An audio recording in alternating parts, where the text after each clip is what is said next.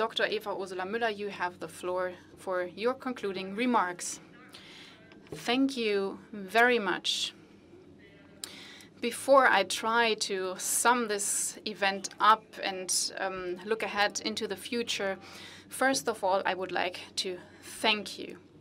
Thanks to all of those who listened to us attentively throughout the day, especially to those ladies and gentlemen who gave a presentation and any kind of impetus in the discussions. You, Ms. Ehlers, I would like to thank especially for your for hosting this event in the usual successful way, and also, of course, thanks to the interpreters for their patience and their helpful support. And last but not least, a great thank you to the BMEL staff and the technical agency that did great work behind the scenes.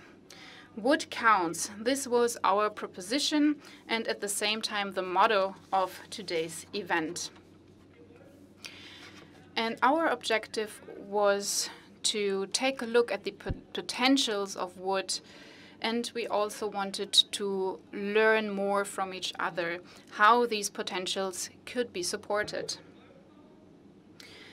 The example of wood-based construction and the idea of the European Bauhaus were presented by Professor Schellenhuber, and he showed that wood from sustainable forestry is a precondition in order to achieve the long overdue transformation for more climate stewardship in the building sectors. And I believe that this will accompany us in the future. Cities, or using cities and buildings as a carbon sink, replacing materials with a negative life cycle assessment, architecture, the trades, art, and science, bringing all of this together, I believe that this is a great idea that we gladly support.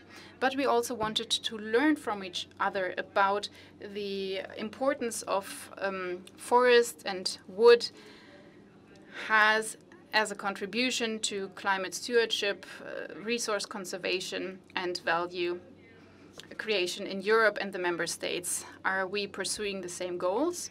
Which instruments are being used in order to promote existing potentials? What role does politics play at European level, and how could conflicting objectives be solved? It became clear there are conflicting objectives, and they need to be solved in order to do justice to the expectations of people justice and strengthen trust in coherent policy.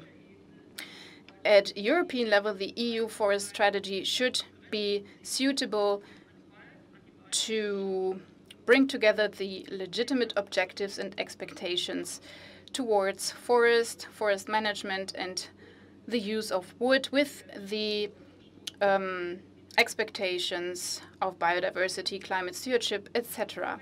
And at national level, in Germany, we have the Forest Strategy 2050, which is under development, and we are facing similar challenges.